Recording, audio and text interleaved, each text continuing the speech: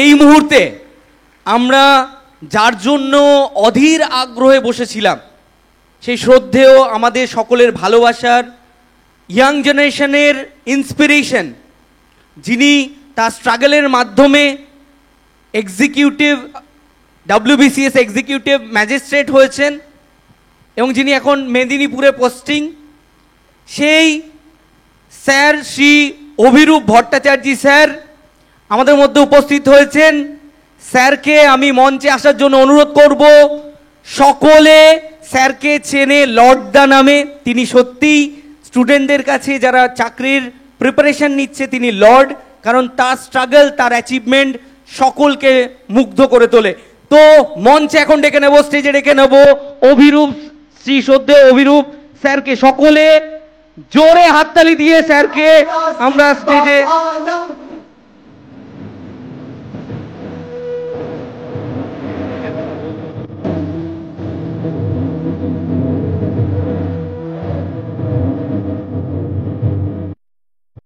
জোরে হাততালি অভিরূপ স্যারের জন্য, স্যারের জন্য স্ট্যান্ডিং অভিশন একটা।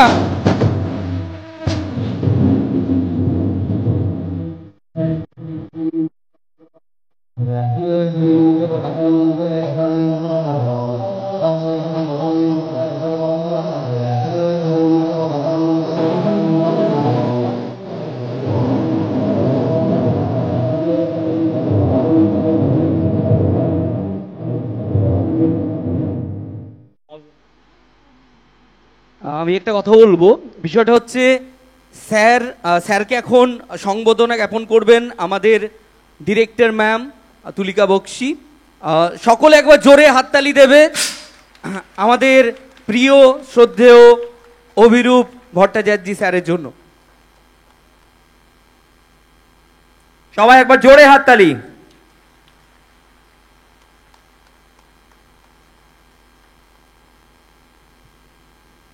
স্যার যে কোনো সময়ে আমাদের ডাকে সাড়া দিয়ে আড্ডা 247 বেঙ্গলি স্যারকে যখনই ডাকেন, যে কোনো জায়গায় 2023-এও স্যারের জন্য এখানে প্রচুর ছেলেমেয়ে এসেছিল এবং আমাদের বর্ধমান সেমিনার, তারপর আবার আমরা স্যারকে আজকে পেয়েছি।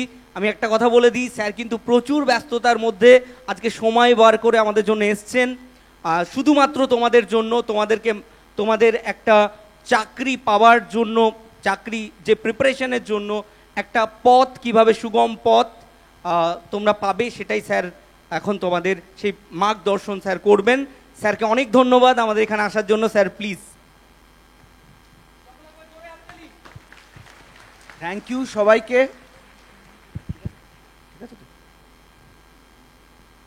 হ্যালো হ্যালো, হ্যাঁ ঠিক আছে। সবাইকে আমার তরফ থেকে অনেক ভালোবাসা। তোমরা অনেক বড় হও, অনেক জীবনে উন্নতি করো, এই আশাই আমি করছি। ফার্স্ট অফ অল আমি খুব অল্প কিছু বলবো, বেশিক্ষণ বলবো না, কারণ আমার শরীরটা খুব একটা ভালো নেই। তা সত্ত্বেও আমি তোমাদের মাঝখানে এসেছি জাস্ট তোমাদের সঙ্গে কিছু কথা শেয়ার করার জন্য, আলোচনা করার জন্য, কিছু মনের কথা শেয়ার করার জন্য এবং সর্বোপরি তোমাদের থেকে কিছু জানার জন্য বা তোমাদের ডাউট কিছু ক্লিয়ার করার জন্য। শুরু করার আগেই প্রথমেই বলবো যে আমরা এখন খুব টেস্টিং টাইমের মধ্যে দিয়ে যাচ্ছি, কিন্তু অফ টপিক হলো বলবো এইটা আমাদের খুব গর্বের বিষয় যে ইন্ডিয়া সমস্ত টেররিস্ট এবং তাদের টেরর ঘাঁটিগুলোকে একেবারে খুব ভালো করে বিনষ্ট করেছে এবং India has given a good response against terrorism, and India is continuing a fight against this terrorism. ওই জন্যে can we have a round of applause for our Indian army?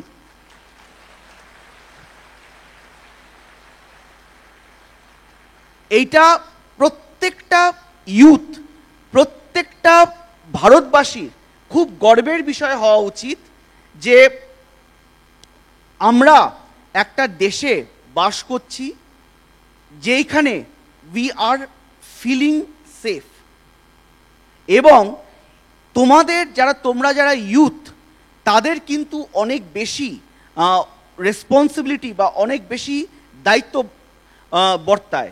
So we all should feel proud as a Indian. এইটা সবসময় মনে রাখবে, আমরা প্রথমে Indian, তারপর অন্য কিছু। এরপর আমি এখানে আসার কিছুক্ষণ আগে দেখছিলাম তোমাদের সায়ন খুব হাসাচ্ছিল, এবং এই হাসিটা কিন্তু খুব ইম্পর্ট্যান্ট। এই হাসিটা কিন্তু খুব ইম্পর্ট্যান্ট, কারণ যখন আমি অনেকের সঙ্গে কমিউনিকেট করি, ওরা এমন করে স্যার আর পাচ্ছি না, স্যার আর পাচ্ছি না, যেন সব লিভিং জম্বি। কত বাপরে বাপ, কত চাপ নিয়ে, কত কিছু নিয়ে বসে আছে, যেন সব লিভিং জম্বি। হাসতে হাসতে পড়াশোনা করো, আমি বারবার বলছি।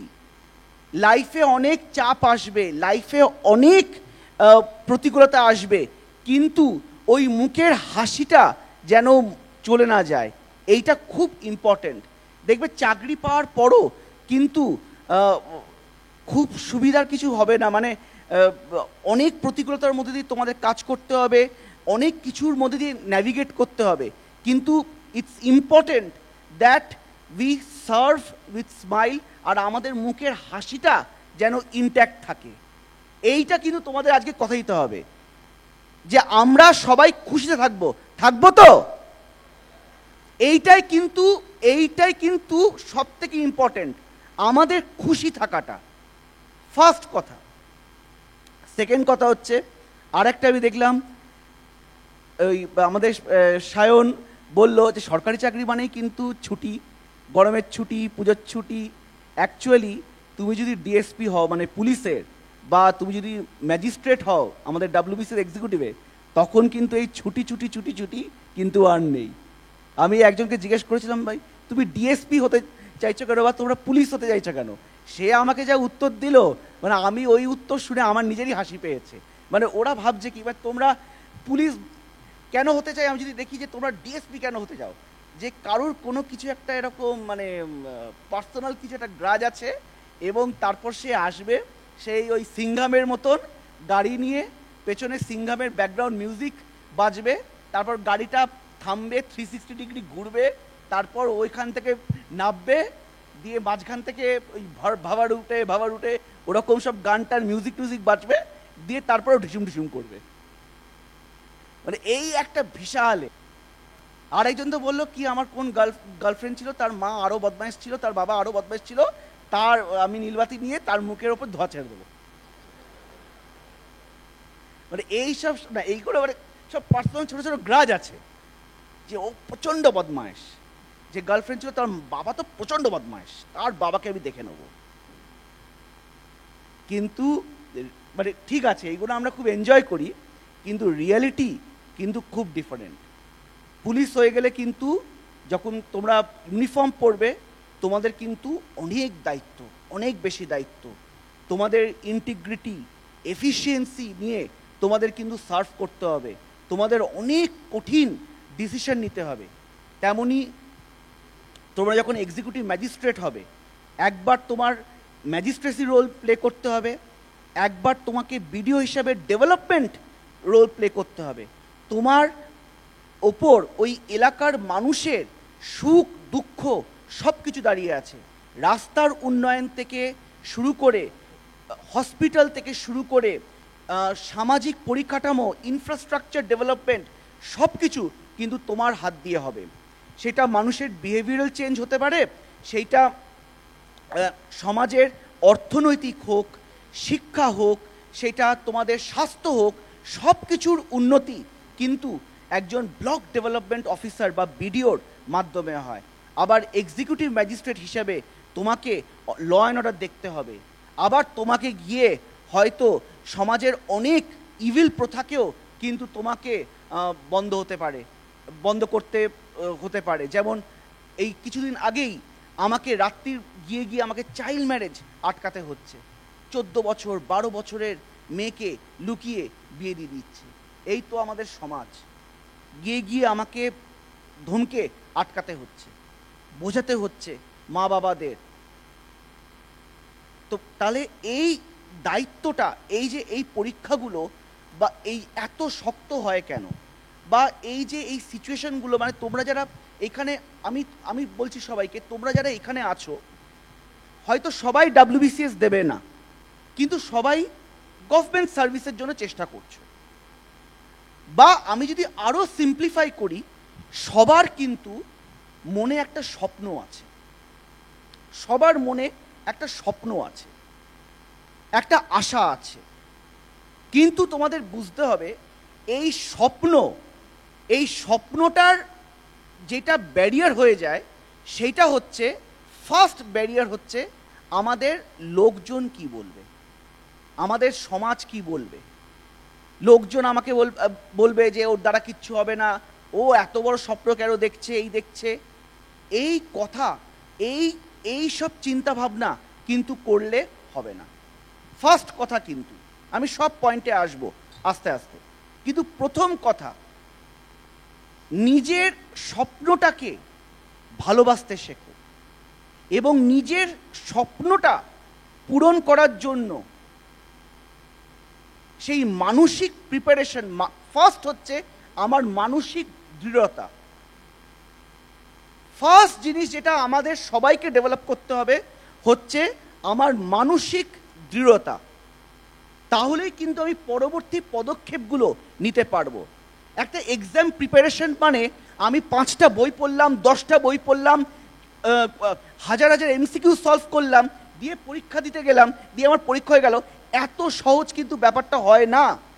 এখানে প্রত্যেকটা মানুষ বসে আছে, প্রত্যেকের স্বপ্ন ইউনিক, প্রত্যেকের স্বপ্ন কেন দেখছে সেইটার কারণ ইউনিক, এবং তোমরা প্রত্যেকজন কিন্তু একটা যুদ্ধ লড়ছো, সেই যুদ্ধটাও কিন্তু ইউনিক।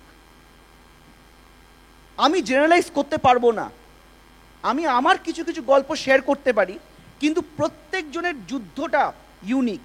সেই যুদ্ধটাকে কিন্তু নিজেকেই সম্মান দিতে হবে, সেই যুদ্ধটাকে কিন্তু নিজেকেই লড়তে হবে, এবং সেই স্বপ্নটার আগুন কিন্তু নিজেকেই জ্বালিয়ে রাখতে হবে। সেই যে স্বপ্নের যে প্রদীপ তোমাদের মনে জ্বলছে, তার জ্বালানি কিন্তু তোমাদের মধ্যেই আছে।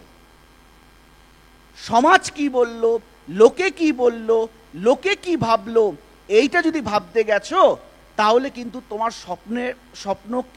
স্বপ্নের উপর নিজেরাই তোমরা জল ঢেলে দিচ্ছ। আমরা regular as a BDO, as an executive magistrate, আমরা রেগুলার, বা তোমরাও, আমরা সবাই সমাজের কাছ থেকে সমাজকে দেখেছি। ভালো মানুষও আছে, আবার খারাপ মানুষও আছে।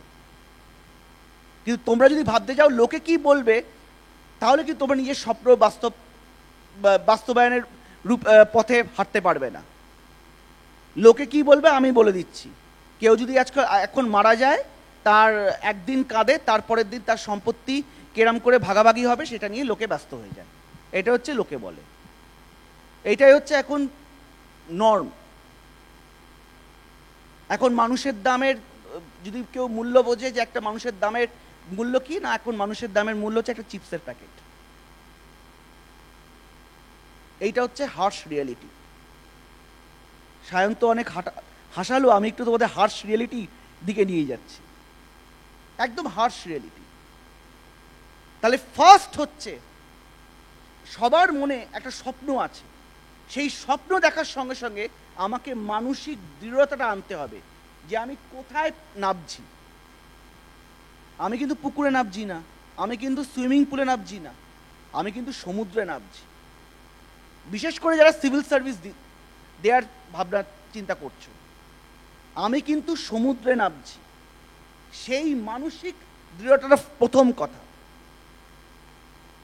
সেকেন্ড কথা কি, স্যার আপনি এত কিছু বলছেন, পরীক্ষাই তো হচ্ছে না, পরীক্ষাই হচ্ছে না, আমরা ডিমোটিভেটেড হয়ে যাচ্ছি।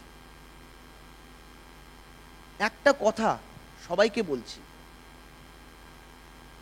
এখন ডাব্লিউবিসিএস কিছুদিন হচ্ছে না, একটু ডিলে করে হচ্ছে, কিন্তু আমাকে বলতে পারবে যদি এখনই পরীক্ষাটা হয় কজন রেডি আছো? এখনই যদি ডাব্লিউবিসিএস হয় কজন রেডি আছো? আমাকে এই প্রশ্নটা কিন্তু নিজেকে করতে হবে, কারণ যখন পরীক্ষাগুলো আবার স্টার্ট হবে তখন কিন্তু খুব তাড়াতাড়ি পরীক্ষাগুলো হওয়া শুরু করবে। তখন রেডি তো?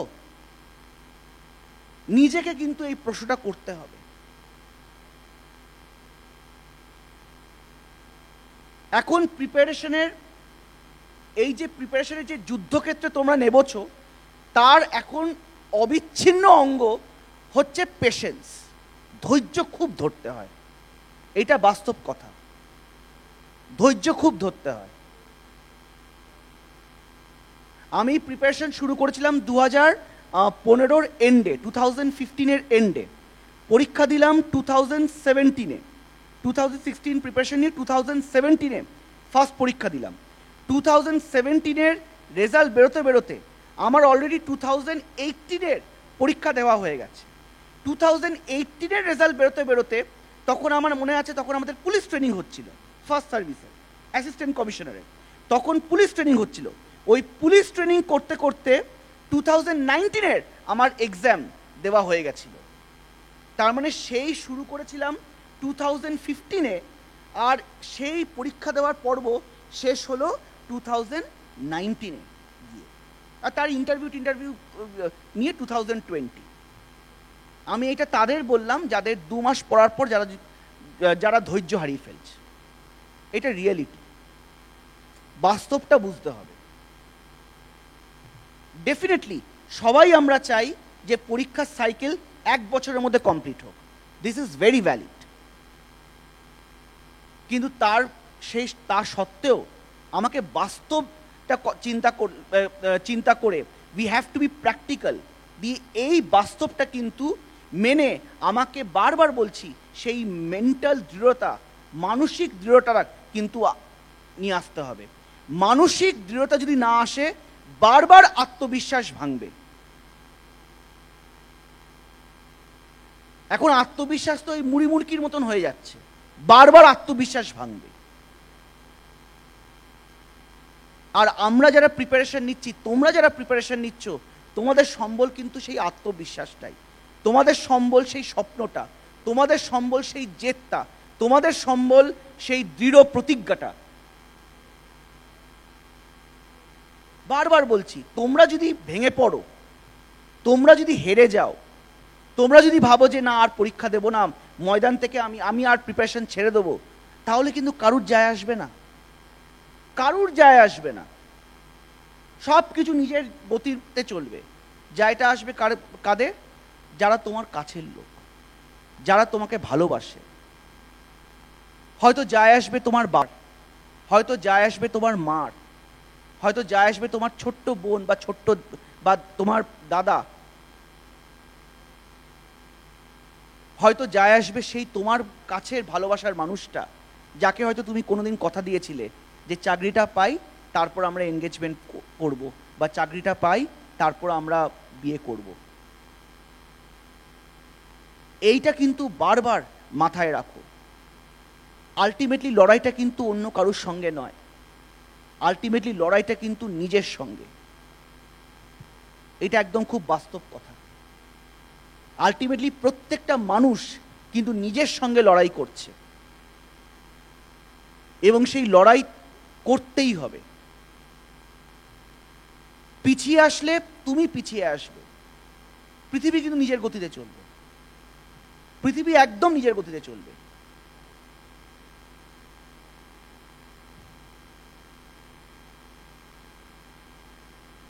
আর আমি মনে করি, আমি কেন বারবার এরকম সেমিনারে আসি, কারণ আমি মনে করি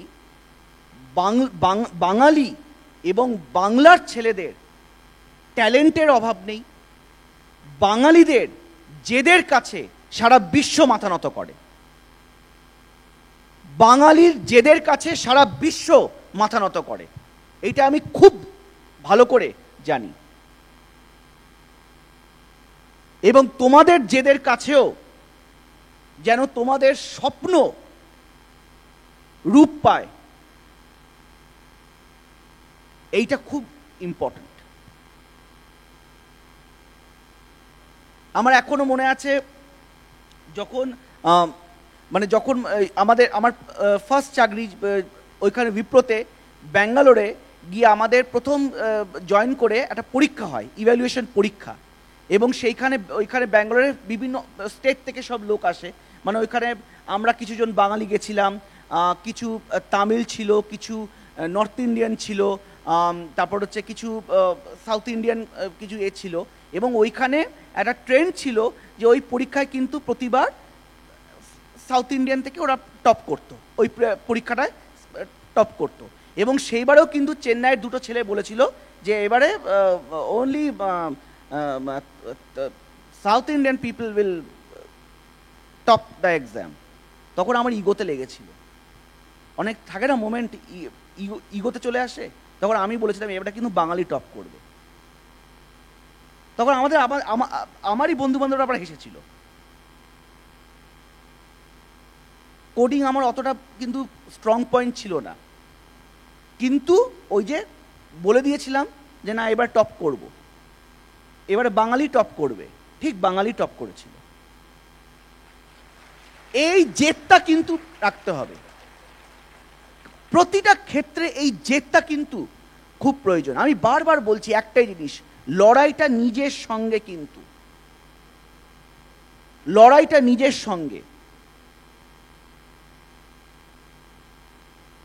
আমি সবসময় আমাকে কিন্তু মোটিভেশনটা হারলে চলবে না, বা মোটিভেশনটা লুজ করলে চলবে না। আমাকে এমন প্রিপারেশন নিয়ে রাখতে হবে যাতে পরীক্ষা যখনই হোক তখন কিন্তু যেন আমি চান্স পাই। আর এখনকার সময়ের জন্য দিস ইজ ভেরি ইম্পর্টেন্ট। এখনকার কিন্তু আমরা মিস্টেক করতে পারি না, কারণ এখন চান্সগুলো খুব কমে যাচ্ছে আস্তে আস্তে। একটা বছরের পরীক্ষার পর আরেকটা বছরের পরীক্ষা হতে সময় লাগছে। তাহলে আমি একবার প্রিপারেশনে যদি ক্লিয়ার না করতে পারি সেটা কিন্তু আমার পক্ষে কস্টলি হয়ে যাচ্ছে। সেটা তোমাদের থেকে তো আর কেউ ভালো বলতে পারবে না। এবং এখন আমরা যে সিচুয়েশনে দাঁড়িয়ে আছি, আমি WBCS নিয়েই বলছি, আমি অন্য পরীক্ষা নিয়ে এখন যাচ্ছি না। এখন কিন্তু আমরা একটা খুব ক্রিটিক্যাল সিচুয়েশনে দাঁড়িয়ে আছি যে আমার লাস্ট পরীক্ষা হবে MCQ, সেই পরীক্ষাটা হওয়ার পরই আমার ডেসক্রিপটিভে চলে যাবে, তাই তো? এবার আমরা ডেসক্রিপটিভে ঢুকবো, মানে বর্ডারে যারা থাকে তাদের দুর্গতি শেষ নেই। তোমরা এখন আনলাকিলি বর্ডারে চলে গেছো।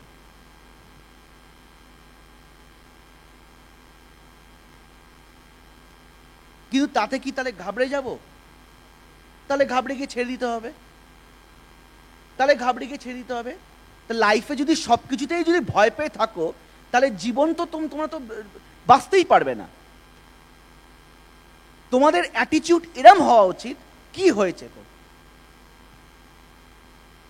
একটু মাথা ঠান্ডা করে, একটু যদি স্ট্র্যাটেজিক্যালি, ওই যে বারবার সবাই বলে না স্মার্ট প্রিপারেশন, একটু স্ট্র্যাটেজিক্যালি যদি আমরা প্রিপারেশনটা নিই তাহলে দেখবে আমার MCQটাও আমি প্রিপারেশন ভালো নিতে পারবো, আবার আমার ডেসক্রিপটিভের জন্য প্রিপারেশনটা হয়ে যাবে। ফার্স্ট যেটা আমি সবাইকে বলবো যারা প্রিপারেশন নিচ্ছ WBCS এর, ফার্স্ট ডেসক্রিপটিভ নিয়ে ভয়টা কেন হয়, একদম বাস্তব কথা বলছি, কারণ আমরা লেখা প্র্যাকটিস ভুলে গেছি। কেউ আমরা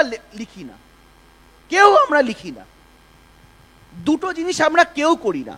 আমরা একদম লিখি না, আর আমরা একদম নিউজ পেপার পড়ি না।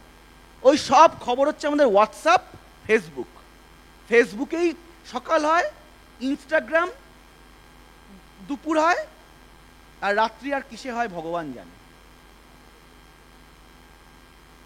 পুরো জীবনটা আমার এখানে চলে আসছে, আমরা লেখা প্র্যাকটিস করছি না।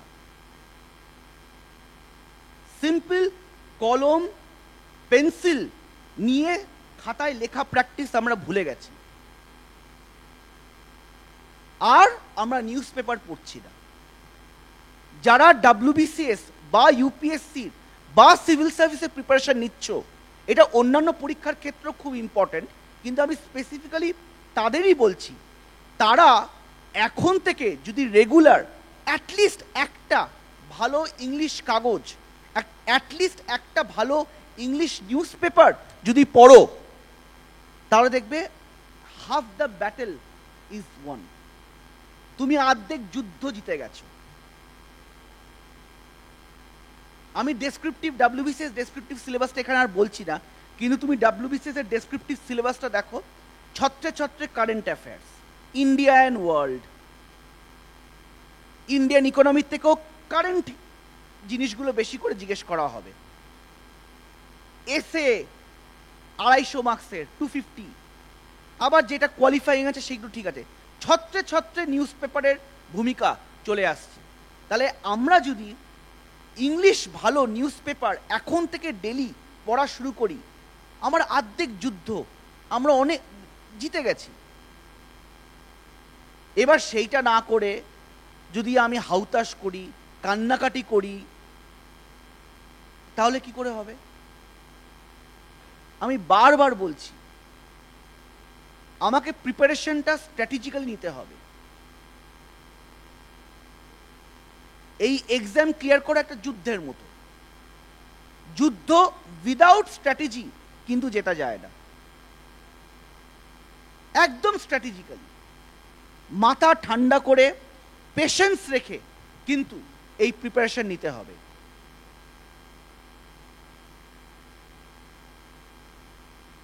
আর ডিস্ট্র্যাকশনগুলোকে কমাতে হবে।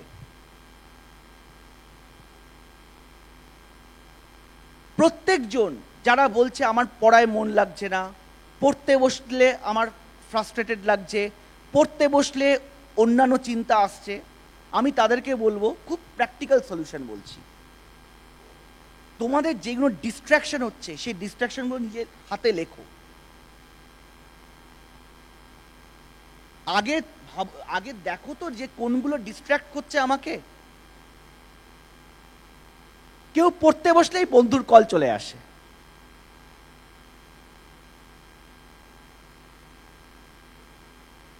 কেউ পড়তে বসলে ঘুম পায়।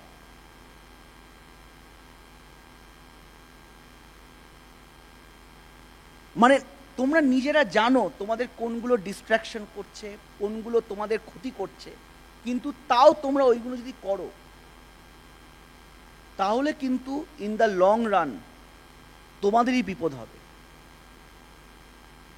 এখন 22 বছর 23 বছর আছে, ঠিক যেই মুহূর্তে 30-এর ওপারটা হবে, এত রেসপন্সিবিলিটি চলে আসবে না, তখন খুব প্রবলেম হবে। এখন 22 বছর, 22 আছো, 23, 20, কেউ যদি একটা 19ও আছে, হয়তো 25-এর আগে অবধি একটু হালকা হালকা ঠিক আছে, একটু বিন্দাস লাইফ আছে। ঠিক যেই মুহূর্তে 30টা 30 ক্রস করবে, তখন কিন্তু বড্ড রেসপন্সিবিলিটি চলে আসবে। আর একটা কথা আমি মনে করি, যে নিজের জীবনকে নতুন করে শুরু করার জন্য কোনো বয়স হয় না। এখানে তো আপার এজ লিমিট 36 ইয়ার্স আছে। কেউ যদি মনে করে আমি লেট শুরু করেছি, তার ভয় পাওয়ার কোনো কারণ নেই। আমি খুব বাস্তব কথা বলছি। কেউ 35, 34 এই বয়সে প্রিপারেশন নিয়েও কিন্তু এক্সাম ক্লিয়ার করতে পারে। এইটা কিন্তু খুব বাস্তব।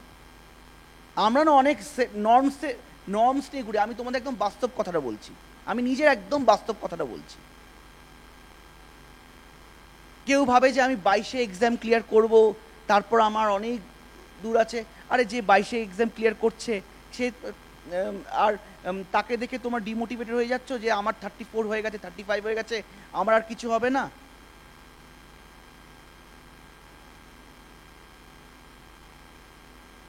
যে 22-এ এক্সাম ক্লিয়ার করছে, সে যে 24-এ এক্সাম ক্লিয়ার করছে, সে অত বছর চাকরি করতে পারবে কিনা সেটাও, তার তো অন্য অনেক প্রবলেম চলে আসতে পারে। তুমি একজনের জীবনকে নিয়ে ওইটাকে কম্পেয়ার করা ছেড়ে দাও।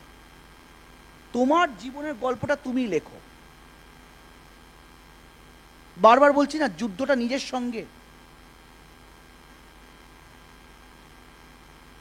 এই কনসেপ্টগুলোর উপর জোর দাও। কিন্তু তোমাদের হাতে যে টাইমটা আছে, সেই টাইমের সদ্ব্যবহার করো। এখানে অনেকে অন্য প্রফেশনে আছে, সেই প্রফেশনটা সামলেও তারা সরকারি চাকরির জন্য প্রিপারেশন নিচ্ছে, এইটা ভাবতেও খুব ভাল লাগছে।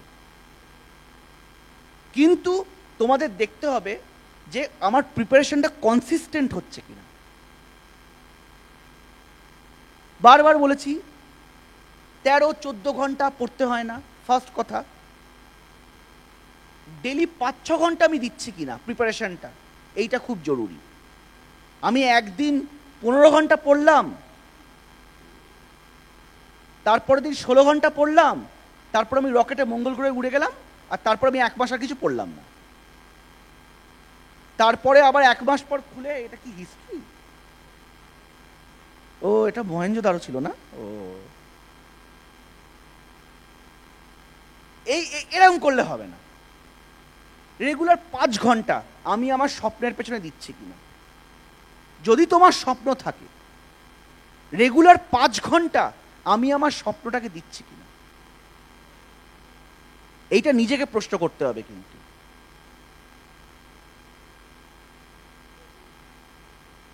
সেকেন্ড কি, যারা সিভিল সার্ভিস পায় তারা বিশাল ব্রিলিয়েন্ট, একদম নয়, একদম নয়। আমি অন্যদের কথা জানি না, আমার আইসিএসসি বোর্ড ছিল, আমার আইসিএসসি কিন্তু অত ভালো হয়নি, আইএসসি ভালো হয়েছিল, আবার কলেজে গিয়ে আমার পাকনা গজিয়েছিল। আমার সিজিপিএ কিন্তু খুব খারাপ হয়ে গেছিল, 6.322 হয়ে গেছিল। ফার্স্ট সেমিস্টার, সেকেন্ড সেমিস্টার খুব বাজে হয়েছিল। কিন্তু তারপরে গিয়ে ওই 3rd-4th ইয়ারের পর থেকে আমার একটু উন্নতি হয়েছিল। ফার্স্ট ইয়ার, সেকেন্ড ইয়ার আমার কিন্তু খুব বাজে সিজিপিএ ছিল। তারপরেও গিয়ে আবার যখন চাকরির পরীক্ষার জন্য প্রস্তুতি নিই, অনেক প্রতিকূলতার মধ্যে দিয়ে প্রিপারেশন নিতে হয়েছে। অনেকগুলো পরীক্ষা দিয়েছি, ফেল করেছি।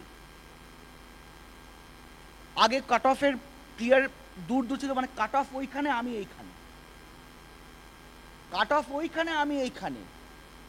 নিজেও লজ্জা লাগবে রেজাল্টগুলো দেখে, যে কেন এই পরীক্ষাগুলো দিচ্ছি।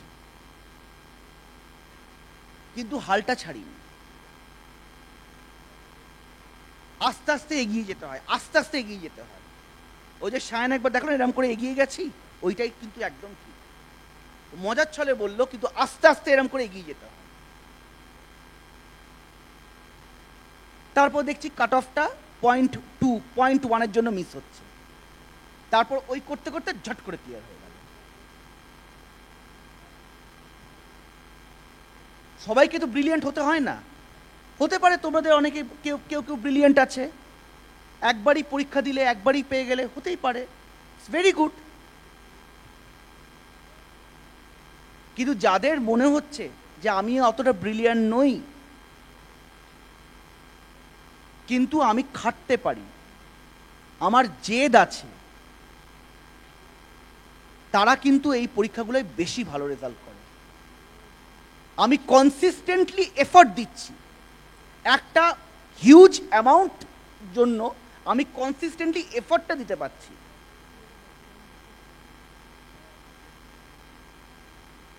একদিন 16 ঘন্টা নয়, রেগুলার 5 থেকে 6 ঘন্টা আমি পড়াশোনা করছি, এইটা কিন্তু খুব ইম্পর্টেন্ট। নিজের প্রিপারেশনটা নিজেকে করতে হবে। এখন ইনফরমেশন যুগে বিভিন্ন প্ল্যাটফর্মে বিভিন্ন গাইডেন্স পাওয়া যায়, কিন্তু কেউ তোমাকে ট্যাবলেট করে মোটিভেশন খাওয়াতে পারবে না। তোমাকে তোমার নিজেকে মোটিভেট রাখতে হবে, নিজের মধ্যে সেই জেদের আগুনটা জ্বালিয়ে রাখতে হবে, এবং তাহলেই কিন্তু তোমরা আস্তে আস্তে সেই স্বপ্নটা ছুঁতে পারবে।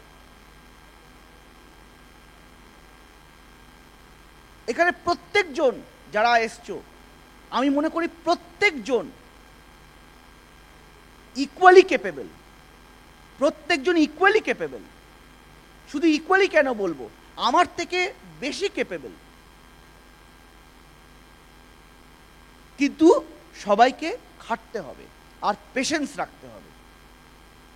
প্রিপারেশন লেভেলটাকে এতটাই ভালো রাখতে হবে যে আমার পরীক্ষাগুলো যখনই শুরু হবে তখন যেন আমি ক্লিয়ার করতে পারি। কারণ এখন তো আর টাইম নেই, একটা পরীক্ষা হলো তারপরে আবার কবে পরীক্ষাটা হবে তারপরে আবার বসে থাকতে হবে। ওই জন্য এখন ফেল্ড অ্যাটেম্পটস কিন্তু কস্টলি হয়ে যাচ্ছে, এইটা আমি বাস্তবের মাটিতে দাঁড়িয়ে বলছি। কেউ ফার্স্ট চান্সে না পেতে পারে, সেকেন্ড চান্স পেতে পারে, কেউ থার্ড চান্সে পেতে পারে, কেউ ফোর্থ অ্যাটেম্পটে পেতে পারে, কেউ ফিফথ অ্যাটেম্পটে পেতে পারে, কিন্তু টার্গেট রাখতে হবে আমাকে ফার্স্ট চান্সেই যাতে আমি পাই। কারণ এখন এক্সামের যা প্যাটার্ন, আমাকে ফিফথ অ্যাটেম্পট পেতে পেতে আমি বুড়ো হয়ে যাব। এই বাস্তবটাও মানতে হবে। ওই জন্য এখন অ্যাটেম্পটসগুলো কিন্তু খুব কস্টলি হয়ে যাচ্ছে, সেইটা ভেবে আমায় কিন্তু আমার প্রিপারেশনটা নিতে হবে। বাকি আমি আর বেশি কথা বলবো না। আমি চাই যে সবাই খুব ভালো রেজাল্ট করুক, এবং আমি 4-5টা মানে কোয়েশ্চেন নিয়ে নেবো, কারো যদি কোনো ডাউট থাকে। 4-5টা কোয়েশ্চেন নিয়ে নিচ্ছি। কেউ এই মাইকটার কাছে আছে? মাইক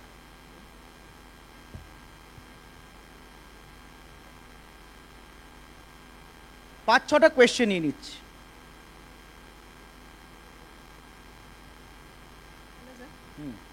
স্যার, ডেসক্রিপটিভ নিয়ে আমার একটু কনসার্ন হ্যাঁ। আছে কিছু। সেটা হচ্ছে এই যে অবজেক্টিভ প্যাটার্নে যে পরীক্ষা হচ্ছে, এখানেই আমরা দেখছি যে একটা পরীক্ষার ইভ্যালুয়েশন হয়ে রেজাল্ট বেরোতে বেরোতে 3-3.5 বছর আরও বেশি হয়ে যাচ্ছে। তো আমাদের এখন যেটা মেন কনসার্ন, আমরা যারা পরীক্ষার মধ্যে ছিলাম হঠাৎ করে ডেসক্রিপটিভের মুখে পড়ছি, তো আমাদের এখানে একটা বিরাট কনসার্ন হয়ে দাঁড়াচ্ছে যে যে আমরা আরো টাইম লাগতে পারে হ্যাঁ, ডেসক্রিপটিভটা। সেটাই আলোচনার সবাই বন্ধু মহলে এটাই আলোচনা হচ্ছে যে হয়তো 5 বছর, 6 বছর, 7 বছর কি কোথায় গিয়ে দাঁড়াবে। না না, কি এইটা হবে? আমি দেখো, এটা আমার যেটা আইডিয়া হচ্ছে, যেটা অমূলক ভয়, যে একটা এক্সামের ওই 5 বছর 6 বছর ধরে পেপার কারেক্ট করছে, মানে ও প্রথম বছর ও একটা কোয়েশ্চেন কারেক্ট করলো, তারপরে বছর ও একটা কোয়েশ্চেন কারেক্ট করলো, এরকম হবে না। একদম ডেফিনেটলি খুব তাড়াতাড়ি এক্সামগুলো রেজাল্ট বেরোবে, এইটাই আমি আশা রাখছি। 1 বছরের মধ্যে এগুলো সমাধান হয়ে যাবে। 1 বছরের মধ্যে আশা করি এই ডেসক্রিপটিভেরও কিন্তু রেজাল্টগুলো বেরিয়ে যাবে। আর এই যে ডেসক্রিপটিভ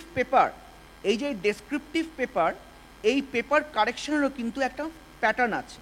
মানে এইখানে এইগুলো কিন্তু আমরা ভাবি যে খুব সাবজেক্টিভ হয়ে যায়, তা নয়। প্রত্যেকটা অ্যান্সারের কিওয়ার্ডস থাকে, সেই কিওয়ার্ড কিন্তু সবসময় কমিশন সাপ্লাই করে দেয়। এই কিওয়ার্ডসগুলো থাকলে বা এই টাইপের উত্তর দিলে নম্বর হয়, আর নালে নম্বর হয় না।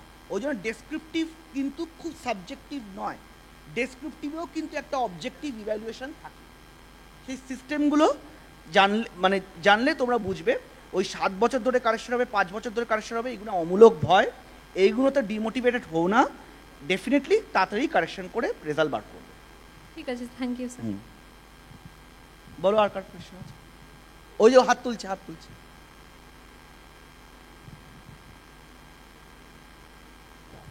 নমস্কার স্যার, আমি রূপকুমার দলুই, হাওড়া জেলার বাসী।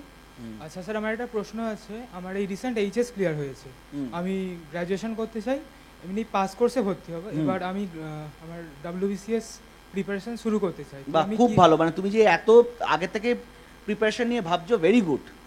হ্যাঁ স্যার, এবার আমি কিভাবে আমার প্রিপারেশনটা অথেন্টিক্যালি শুরু করতে পারি ভালোভাবে, আমি স্যার আপনার কাছ থেকে গাইডেন্স। তুমি এখন ভালো করে কলেজে গিয়ে আগে পড়ো, এখন একটা জেনারেল স্টাডিজ ম্যানুয়াল কিনতে পারো, দিয়ে ওইটা আস্তে আস্তে পড়তে পারো। এখনই খুব প্রেশার নিয়ে পড়ার দরকার নেই। এখন কলেজ লাইফ তোমার যা শুরু হচ্ছে, তুমি ভালো একটা জিএস ম্যানুয়াল একটা ভালো কেনো, সেখানে অল সাবজেক্টস আছে, সেইটা আস্তে আস্তে পড়ো। আগে সাবজেক্টগুলোকে ইন্ট্রোডিউস হও নিজেকে, তারপর তুমি সাবজেক্টের বই পড়বে, দিয়ে প্রিপারেশনটা স্টার্ট করো। কিন্তু আগে একটা জিএস ম্যানুয়াল দিয়ে আগে ইন্ট্রোডিউস হও। আগে এখন তো তুমি ধরো ক্রিকেট খেলতে নামছো, আগে মাঠটা চেনো, আগে পিচটা চেনো, সেই পিচ তোমাকে জিএস ম্যানুয়াল চিনিয়ে দেবে। আচ্ছা স্যার, আর একটা কোয়েশ্চেন আছে। স্যার ইউপিএসসির ক্ষেত্রে যেটা এনসিআরটি ফলো করতে হয়, সেক্ষেত্রে আমি এই রিসেন্ট কয়েকটা মাস যে ছুটি ছিল, সেক্ষেত্রে আমি বাড়িতে ক্লাস 6-7 মানে 6-এর এনসিআরটিটা শুরু করেছি জাস্ট একটা মানে ইউটিউব চ্যানেল থেকে। এবার স্যার সেক্ষেত্রে আমার এটা দেখো কত সিরিয়াস। স্যার সেক্ষেত্রে আমি মানে ইউপিএসসি রিলেটেড পড়াশোনাটা করতে চাইছি বাহ, খুব ডাব্লিউবিসিএস ভালো। এর জন্য। হ্যাঁ, এবার একদম ইউপিএসসি রিলেটেড পড়লেই হবে। আচ্ছা স্যার। এখন ডেসক্রিপটিভ প্যাটার্নে ডাব্লিউবিসিএস এবং ইউপিএসসি একসঙ্গে দেওয়াটা খুব সুবিধা হয়ে যাচ্ছে, খুব ভালো। আচ্ছা স্যার, এটুকুই জানার ছিল আমার। আর স্যার এনসিআরটিটা মানে আমার পুরোটা কভার করলে সেক্ষেত্রে আমার ডেসক্রিপটিভ অ্যান্সার রাইটিংয়ের ক্ষেত্রে কতটা হেল্প হতে পারে? খুব হেল্প হবে, খুবই হেল্প হবে। আচ্ছা স্যার, থ্যাংক ইউ স্যার, আপনার সঙ্গে কথা বলে খুব ভালো লাগলো। ওয়েলকাম, ভালো থেকো।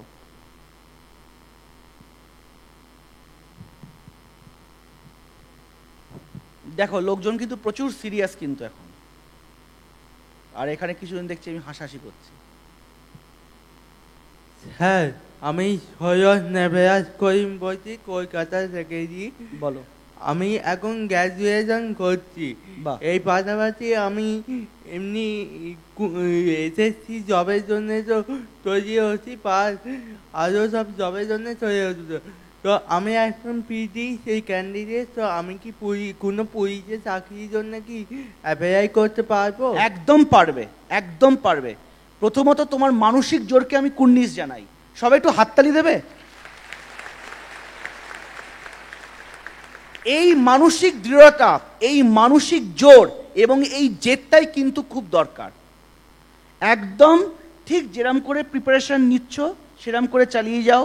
আমি বারবার বলছি, তোমার এসএসসির জন্য তুমি যদি পড়ো, এসএসসির যে কম্পিটিটিভ এক্সামের যে বইগুলো হয় সেইগুলো তুমি পড়ছো, যেখানে ক্লাস করার সেই ক্লাসগুলো করছো, আস্তে আস্তে করো এবং কিছু মক পরীক্ষা দাও। মক পরীক্ষা দিলে তুমি এবার নিজেকে ইভ্যালুয়েট করা শুরু করতে পারবে, তাহলেই দেখবে এক্সামগুলো ক্লিয়ার হয়ে যাবে। আমি আপনাদের চ্যানেলে প্রত্যেক দিনই মকগুলো আছে, আমি দিই। খুব ভালো। আর পুলিশের চাকরিগুলো রাজ্য সরকারের গুলো পাবো তো আমি? একদম একদম পাবে, একদম পাবে। ভেরি গুড, ঠিক আছে, খুব ভালো। এই জেদ এবং এই মানসিক দৃঢ়তা নিয়ে কিন্তু আমাদের কিন্তু চালিয়ে যেতে হবে। স্যার, আমি বর্তমান বছরে এইচএস দিয়েছি এবং রেজাল্ট আমাদের পাবলিশ হয়ে গেছে। তো বাহ। আমি সিভিল সার্ভিসের দিকে যেতে চাই। হ্যাঁ, তা এবার আগামীতে কলেজে ভর্তি হব। তা আমার প্রিপারেশন অ্যাকচুয়াল কবে থেকে শুরু করা উচিত বা বর্তমানে আমি কিভাবে শুরু করব সেই জন্য তুমি প্রিপারেশন আপনি যদি গাইডেন্স দেন। একদম, তুমি প্রিপারেশন কলেজের সেকেন্ড ইয়ার কি থার্ড ইয়ার থেকে শুরু করতে পারো। Thank you sir. ফার্স্ট ইয়ারে অত প্রেশার নিও না, ঠিক আছে? প্রিপারেশনের ফার্স্ট জিনিস হচ্ছে সিভিল সার্ভিসের প্রিপারেশনটা কিন্তু লম্বা দৌড়াবার জন্য রেডি থাকতে হবে। এটা কিন্তু টেস্ট ম্যাচ। প্রথমেই তুমি যদি একদম হু করে সব আমি প্রিপারেশন নেব 16 ঘন্টা 18 ঘন্টা পরে বার্ন আউট হয়ে যাবে, সব ফুয়েল শেষ হয়ে যাবে। কিন্তু আস্তে আস্তে আমায় কিন্তু জিনিসটাকে ইন্ট্রোডিউস হতে হবে কিন্তু, এবং প্রিপারেশনটাই কিন্তু আমাকে আনন্দ সহকারে করতে হবে। শোনো, জীবনের চাপ দেওয়ার জন্য সারা জীবন পড়ে আছে। চাপ খেলে সারা জীবনেই পড়ে থাকবে। সে আমাদের কলেজে কিছু কিছু পাবলিক থাকতো, এত চাপ, বাপরে বাপ, ভাইবাতে চাপ, রিটিনে চাপ, কত চাপ। ভাইবাতে গেলে ওকে মানে একজন থাকতো, একজন দুজন থাকতো আমাদের কলেজেই, ওকে জিজ্ঞেস করলে ও এমন ভয় দেখিয়ে দিত মনে হতো আমার নিজেরই আমি ফেল করে যাব। তো এই চাপ মুক্ত প্রিপারেশন কিন্তু হাসতে হাসতে প্রিপারেশন করো। সব কিছু করে প্রিপারেশন করা যায়, খেলাধুলা করে, ভালো মুভি এনজয় করে, সব কিছু করে কিন্তু প্রিপারেশন নেওয়া যায়। কিন্তু থামতে আমায় কোথায় হবে সেটা জানতে হবে। সারাদিন পরে কি 1 মাস খুব ভালো প্রিপারেশন নিয়ে তুমি একটা উইকেন্ডে মুভি দেখতেই যেতে পারো, একটা উইকেন্ডে তোমার বন্ধুর বার্থডে পার্টি বা কোনো পার্টি অ্যাটেন্ড করতেই পারো, তাতে কিচ্ছু ক্ষতি হয় না। কিন্তু আমি পার্টি অ্যাটেন্ড করে যাচ্ছি, পার্টি পার্টি পার্টি, নেশাই নেশা, জীবন রঙিন। ওই হিস্ট্রিতে ছিল নিকরেম রঙ্গিলা, পুরো রঙিন। তাহলে এখন রঙিন, পরে অন্ধকার হয়ে যাবে। আনন্দ খুশি থেকে প্রিপারেশনটা very important. Thank you sir. লোকে অনেকে প্রিপারেশনে হাসি ভুলে যায়, এইটা বারবার বলছি। একদম মানে একদম টেনশন ফ্রি বিন্দাস থেকে প্রিপারেশন নাও, চাপমুক্ত প্রিপারেশন নাও। ডেইলি শর্ট শর্ট টার্গেট নিজেকে সেট করো। সব তো একসঙ্গে পড়তে হবে না। আজকে আমি হিস্ট্রির এই চ্যাপ্টারটা পড়বো, কালকের জিওগ্রাফির এই পার্টটা পড়বো, দেখি না এখানে কি আছে। দেখবে আস্তে আস্তে তোমার প্রিপারেশন, তোমার নলেজ অ্যাকোয়ার হবে। আস্তে আস্তে মক পরীক্ষাগুলো দাও, নিজেকে ইভ্যালুয়েট করতে শুরু করো। লোকে কি করে, আগে না পড়েই মক পরীক্ষা দিতে শুরু করে, তারপর মক পরীক্ষাতে 1 নম্বর পেয়ে বলে আও বাবা আমার দ্বারা হবে না। কেন এত চাপ নাও? আমি এইটা বুঝি না, আমি নিজে বুঝি না, আমি জানি না। লোকে প্রথমে দেখি একটা পরীক্ষার, এটা হয়তো অনেকের টেকনিক আছে যে পরীক্ষার প্রিপারেশন স্টার্ট করার আগেই তার মক পরীক্ষা দেয়। এইটা কিন্তু আমি এখনো বুঝি না। আগে কিছুটা পড়ে নিই, তারপর মক পরীক্ষা দিই। বাবা আমরা কি পেট থেকে জন্মে সব এসছি নাকি? সব কিছু কি মাথায় নিয়ে জন্মেছি? এত কেন নিজেকে প্রেশার দেব আমি? আগে আমি সাবজেক্টটাকে দেখি, আগে সিলেবাসটা ভালো করে ফলো করি। এখন ডেসক্রিপটিভ প্যাটার্নে কেউ সিলেবাসই দেখলো না, লিখতে শুরু করলো। কি লিখছে, কি লিখছি কি লিখছি নিজেও জানে না, এক্সামিনারও জানে না, আমিও জানি না, কেউ জানে না। সিলেবাসটা ফলো করব, সিলেবাস ধরে ধরে এগোবো, সিলেবাসটা আগে ভালো করে মাথায় নিয়ে নেব। তারপর যখন নিউজ পেপার পড়বো তখন আমার কিন্তু সবসময় মাথায় থাকবে। তখন যদি কোনো আমি আন্তর্জাতিক কোনো নিউজ পড়ি, ইন্টারন্যাশনাল নিউজ পড়ি, ইন্টারন্যাশনাল কোনো কনফারেন্সের নিউজ পড়ি বা কোনো সামিটের নিউজ পড়ি, তখন আমার কিন্তু মাথায় ব্যাকগ্রাউন্ডে প্লে হবে এইটা সিলেবাসে আছে, মানে এটা ইম্পর্টেন্ট, আমি ভালো করে পড়লাম। একটা এডিটোরিয়াল তখন তারপর যখন পড়বো, এই সিলেবাসে এই পার্টটা এই কার্ডের সঙ্গে আমি লিঙ্ক করতে পারবো, এই লিঙ্কেজটাই ইম্পর্টেন্ট। তখন কিন্তু আমার সিলেবাসটাও আমার বোঝা লাগবে না, আমার নিউজ পেপার পড়াটাও আমার কিন্তু বোঝা লাগবে না। তখন দেখবে আমি খুব হাসতে হাসতে আমার প্রিপারেশনটা কিন্তু আমি নিতে পারবো। খুব শক্ত কিন্তু না, এইটাই আমি বোঝাবার চেষ্টা করছি। যদি প্রিপারেশনটা আমি স্মার্ট ভাবে নিই, আর যদি ভয় পেতে চাই তাহলে ভয় পাও, নান 2 মুভি দেখে বসো।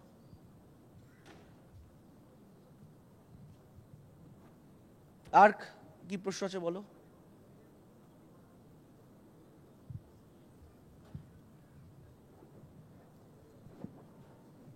নমস্কার স্যার, আমি বলতে চাইছি যে আপনি বলেছেন পেপার পড়ার জন্য ভেরি ইম্পর্টেন্ট। তো পেপারের যারা বেঙ্গলি মিডিয়াম থেকে পড়ে এসছে তাদের তো অনেকটা প্রবলেম ফেস করতে হয়, তা ওটা কিভাবে ইমপ্রুভ করবো অ্যাকচুয়ালি?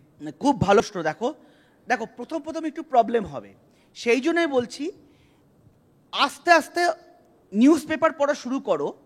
এবং প্রথমে যারা বাংলা মিডিয়ামে আছো তারা প্রথমে দুটো জিনিস করো। একটা হচ্ছে এমন নিউজ পড়ো ইংলিশের যেইটা তোমাকে আকৃষ্ট করে। ফর এক্সাম্পল, তোমার যদি খেলার খবর খুব ভাল লাগে, তোমার ধরো স্পোর্টসে খুব ইন্টারেস্ট, ফুটবল নিয়ে খুব ইন্টারেস্ট, কি ক্রিকেট নিয়ে খুব ইন্টারেস্ট, তাহলে আমি খেলার খবরগুলো আগে পড়লাম। আগে দেখো খেলার নিউজগুলো কিরম করে লিখছে, সেইগুলো পড়লে তোমার পড়তেও ভাল লাগবে। তুমি আস্তে আস্তে সাবকনশিয়াসভাবে সেন্টেন্স কনস্ট্রাকশন, সেন্টেন্স স্ট্রাকচার কিন্তু শিখতে পারবে। আমাদের এখানে না কিছু ধারণা, আমাদের কিছু শিক্ষাগত পদ্ধতি কিছু ভুল আছে। আমরা যখন কাউকে ইংলিশ শেখাই তাহলে তার আগে আমরা তাকে একটা গ্রামার বই ধরিয়ে দিই, প্রেজেন্ট, পাস্ট, কন্টিনিউয়াস, ফিউচার, এইসব টেন্স, তারপর এইসব অক্সিলারি ভার্ব, এইসব এতেও এই নাজেহাল হয়ে পড়ে থাকে। কই বাইরে তো এসব কিছু হয় না। কই বাংলা তো আমি এরকম ভার্ব নিয়ে ব্যাকরণ পড়েছি, কিন্তু বাংলা তো আমরা আগে বলতে শিখেছি, তারপর তো ব্যাকরণ পড়েছি, বাইরেও তো তাই করে। আগে বলতে শেখাতে হয়, তাহলে আগে বলতে শেখো, আগে পড়তে শেখো, তারপরে সেই ওই tense, past participle, present past continuous ওইসবের চক্করে পড়বে। আগে ঝাঁপিয়ে পড়ো। সেম ইংলিশ বলার ক্ষেত্রে এবং ইংলিশ পড়ার ক্ষেত্রে সেম দুটো জিনিস। আগে আমার যেটা ভাল লাগবে, আমার যদি খেলার খবর পড়তে ভাল লাগে আমি খেলার খবর পড়ব। আমার যদি কোনো পলিটিক্যাল বিশ্লেষণ, এডিটোরিয়াল, কোনো সায়েন্টিফিক রিসার্চ পড়তে ভাল লাগে, আমি সেরকম খবর বা সেরকম আর্টিকেল বা সেরকম জার্নাল ইংলিশে পড়ার চেষ্টা করো। দেখবে আস্তে আস্তে 1 মাস 2 মাস পর দেখবে অনেকটা তুমি ধাতস্থ হয়ে গেছো। কিন্তু নিজেকে ফার্স্ট স্টেপটা নিতে হবে। এটা ঠিক সাঁতার কাটার মতন, আগে জলে নামতে হবে। বুঝতে পারলাম? Okay sir. আর বলো। এই হাতটা দিয়ে দিয়েছে, তার মানে এবার হয়ে গেল। নমস্কার স্যার, আমার নাম রমেন কর্মকার। হ্যাঁ আমি গড়িয়া থেকে আসছি। হ্যাঁ। বিষয়টা হচ্ছে, যেহেতু আমার চোখে দেখার সমস্যা আছে, আমি সম্পূর্ণ দৃষ্টিহীন। আচ্ছা। তো স্যার, আমরা যখন কোনো পরীক্ষা দেব আর কি, সেখানে উল্লেখ থাকে কিছু কিছু জায়গায় লো ভিশন, হ্যাঁ, আর কিছু কিছু জায়গায় টোটালি ব্লাইন্ড। হ্যাঁ হ্যাঁ। কিন্তু স্যার কিছু কিছু জায়গায় থাকে যেখানে এক্সামের ক্ষেত্রে ছবি দেওয়া থাকে, হ্যাঁ। সেই জায়গাগুলো স্যার আমরা সলভ করব কি করে? না, এইটা আমাদের জানি না, একদম দৃষ্টির ক্ষেত্রে সম্ভবত তোমরা তো কিছু পাও, মানে ওই মানে একজন যে এক্সাম দেওয়ার জন্য তোমরা তো ওই হেল্প পাও তো। স্ক্রাইবার স্যার পাওয়া যায়। স্ক্রাইব, হ্যাঁ। এইটাই আমাদের কাছে মূল সমস্যা, হ্যাঁ। যে স্ক্রাইবার পেতে গেলে হ্যাঁ। এমন ভাবে স্ক্রাইবার নিতে বলা হয়, হ্যাঁ। সে আমি যাকে বোঝাতে চেষ্টা করব হ্যাঁ। সে সেটা বোঝেই না। হ্যাঁ, এইটা আমার মনে হয় একটা চিঠি তোমরা লিখে জানাতে পারো কনসার্নটা। প্রচুর বার আমরা এটা জানিয়েছি, জেনুইন কনসার্ন। তখন বলা হয়েছে যে না, যা রুলস আছে তাই। কোনো সময় রুলস পাল্টায়, আবার কিছু কিছু বছর পরে না 1 স্টেপ 2 স্টেপ বিলো থাকে। এবারে আমি একটা বাচ্চাকে যখন নিয়ে বসবো, তার সঙ্গে তো আমার পরিচিত নেই, ঠিক। কারণ এখন যেটা সমস্যা হয়ে দাঁড়িয়েছে, স্ক্রাইবার কেউ হতে চায় না। এটা জেনুইন কনসার্ন। তবুও স্যার আমরা চেষ্টা করছি পরীক্ষা দিতে, এবং দিতে থাকছিও। কিছু কিছু জায়গায় আমরা কোয়ালিফাই করছি। আমি SBI মেন্স দিয়েছি। বাহ, ভেরি গুড। মেন্স দিয়ে বসে আছি, একটা হাততালি সবাই। রেজাল্ট বেরোবে জাস্ট, এখনো বাহ, রেজাল্ট very- বেরোয়নি। আমি SBI তে 186 অ্যাটেন্ড করেছিলাম। বাহ, ভেরি গুড, ভেরি গুড। আর সবচেয়ে বড় স্যার, আমি আপনার অনুমতি নিয়েই বলছি, আমি SBI ফর্মটা ফিল আপ করেছিলাম, ভেবেছিলাম আমি ব্যাংকের জন্য কোনোদিন পড়াশোনা করিনি, এই বছর প্রথম দিলাম SBI প্রিলিমস অ্যান্ড মেন। তাই দেখো দিয়েই তুমি দেখো কত ভালো রেজাল্ট করেছো। এইটা হচ্ছে জেদ। এবং আমি বারবার একটা কথা বলবো, বাঙালি এবং বাংলার কাছে সবাই মাথা নত করবে, এবং প্রত্যেকটা বাঙালি ছেলের ইমেন্স ট্যালেন্ট আছে। এই ট্যালেন্টটাই কিন্তু আমাদের কাজে লাগাতে হবে। সবাইকে অনেক অনেক ধন্যবাদ। সবাই খুব ভালো করে এগিয়ে যাও। অনেক অনেক ধন্যবাদ। খুব ভালো লাগলো সবার সাথে কথা বলে।